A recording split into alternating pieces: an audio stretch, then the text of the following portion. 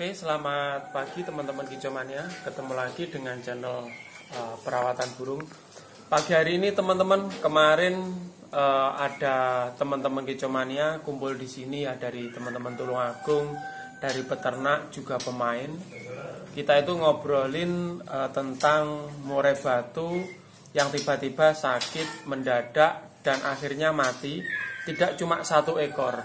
Jadi di Tulungagung ada peternak besar juga yang memiliki berapa puluh pasang. Ternyata dalam waktu 1 minggu lebih dari 20 ekor itu mati, baik anakan atau indukannya kayak gitu. Nah, tidak cuma satu peternak teman-teman kayak gitu. Nah, sebelum saya lanjut untuk membahas tentang kematian murai batu dan menjawab pertanyaan teman-teman tentang murai batunya yang sakit, saya ingatkan lagi, jadi perkiraan dalam hitungan minggu, mungkin minggu ini atau tahun baru ya teman-teman, nanti murai batu bloroknya akan kita undi bersama-sama lagi. Sewaktu-waktu infonya saya infokan di grup Telegram. Teman-teman yang pengen gabung ya cek di deskripsi, ada petunjuk lengkapnya dan di sana ada linknya. Oke, langsung saja. Jadi saya bahas tentang kematian murai batu mendadak secara banyak. Itu kalau saya bilang orang Jawa bilang itu aratan. Jadi saya juga pernah kena sekitar 5 tahun yang lalu.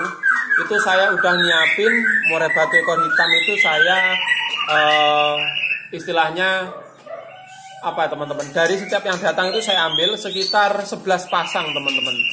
Waktu itu saya tangkar 11 pasang itu dalam waktu 1 bulan itu udah beranak, udah ngeluarin anak sebagian kayak gitu. Nah, setelah saya lolo ternyata karena pergantian musim ya, itu dari 11 pasang itu hampir sebagian itu mati teman-teman.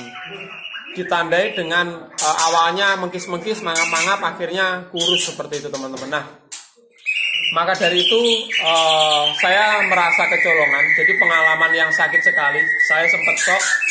Burung yang sudah saya lama simpan itu ya, 6 tahun, 5 tahun yang lalu teman-teman. Itu waktu itu nias-nias ya, mulai jarang waktu itu. Jadi saya nyimpan yang panjang-panjang, yang bagus-bagus. Teman-teman waktu itu sempat shock kayak gitu. Cuman dari teman saya, walah wong dapatnya saja dari burung, misalkan mati burungnya ndak semua, masih ada sisa ya biarkan aja kayak gitu.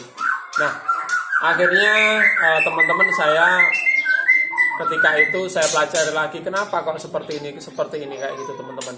Ya kalau saya bilang itu aratan. Yang pertama ya perubahan musim teman-teman. Perubahan musim otomatis suhunya berubah.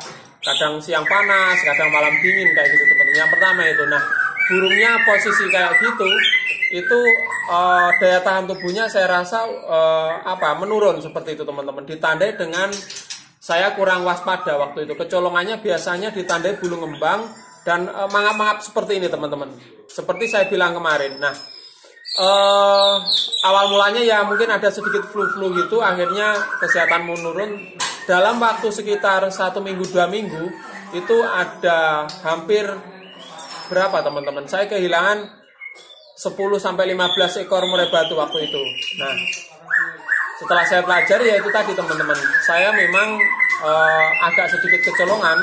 Jadi ketika bulu ngembang saya biarkan, ketika agak sedikit batuk-batuk saya biarkan kayak gitu. Nah, dari video kali ini teman-teman, kemarin teman dari sini juga waktu kumpul-kumpul ternyata puluhan ekor yang mati. Nah, kasusnya sama seperti saya ceritakan kayak gitu. Nah, untuk teman-teman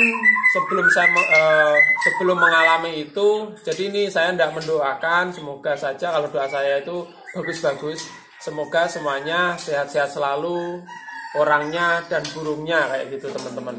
Cuman pengalaman saya mau saya bagikan kali ini teman-teman, ketika musim kayak gini merawat banyak burung kayak gitu ya, ketika bulunya ngembang itu teman-teman harus waspadai.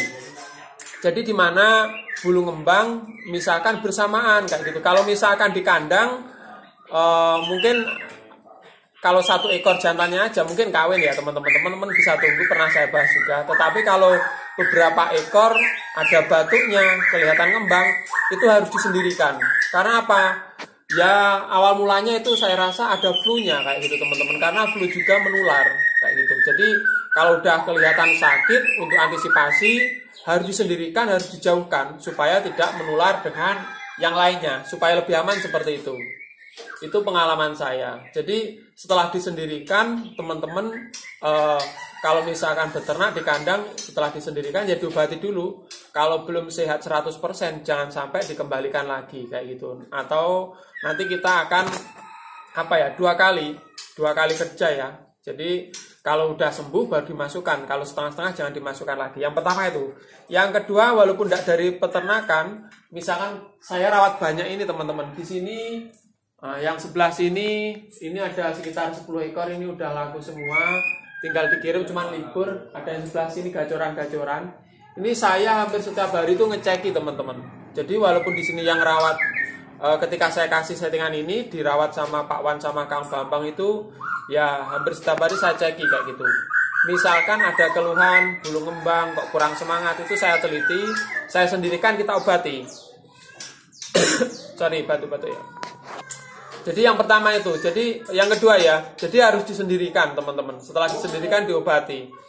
Nah, pernah teman-teman obat apa saja yang harus disiapkan pada burung-burung ya teman-teman ya.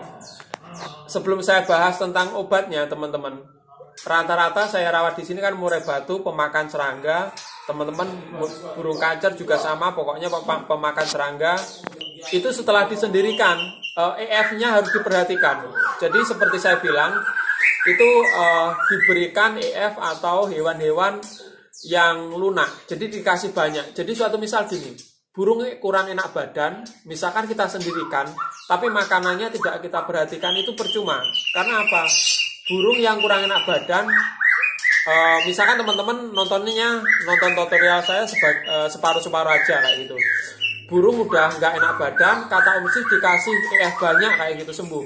Itu kasihnya nggak seperti asal kasih kayak gitu. Jadi kuncinya ketika murai batu sakit dikasih EF-nya itu harus yang mudah dicerna oleh pencernaan. Suatu misal seperti saya bilang, kalaupun dikasih jangkrik itu kalau bisa dikasih jangkrik yang putih baru lungsungnya atau murai atau jangkrik albino itu teman-teman.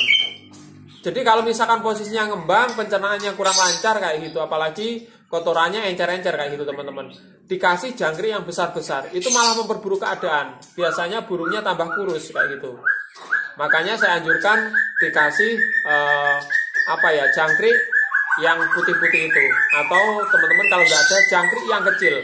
Tapi kalau sendiri sudah saya siapkan, biasanya beli jangkrik banyak, saya kasih makan yang enak-enak bergizi supaya cepat melungsungi. Setelah melungsungi, yang melungsungi baru melungsungi putih itu, saya kasihkan ke jangkrik itu teman-teman. Itu bagus sekali untuk makanan untuk penyembuhan burung yang sakit.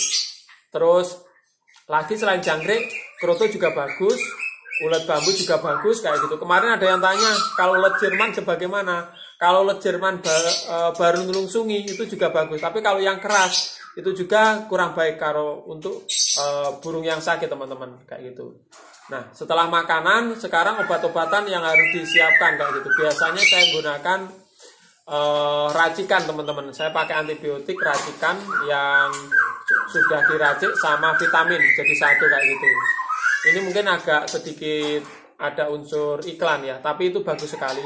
Udah ratusan burung bahkan ribuan burung yang terselamatkan dengan racikan. Teman-teman bisa ambil obatnya ke admin, di deskripsi ada. Cuman kalau nggak mau jauh-jauh, teman-teman bisa carikan yang tetaklor kayak gitu, yang bisa dicari di toko-toko pakan kayak gitu teman-teman. Kenapa saya anjurkan itu termasuk ada antibiotiknya, cuman antibiotik rendah kayak gitu untuk jaga-jaga kayak gitu.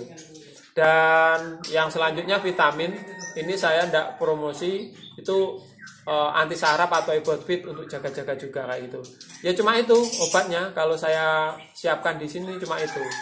Nah dari video kali ini teman-teman, kayaknya walaupun berbelit-belit saya bicara, itu pengalaman saya tentang murai batu dulu yang pernah kena aratan banyak sekali. Jadi saya sempat shock, bayangkan udah bertahun-tahun ngisi nias yang agak panjang-panjang, setelah diternak jadi sonang sekali, akhirnya banyak kematian. Ternyata seperti itu. Jadi sebelum terjadi itu harus diantisipasi kebersihan kandang, pola makan, vitamin dan lain sebagainya teman-teman. Kalau udah kena harus segera disisihkan, itu aja. Oke teman-teman, video pagi hari ini sekian dulu, semoga bermanfaat. Oke, salam kicomania dari Tulungagung. Nantikan video berikutnya.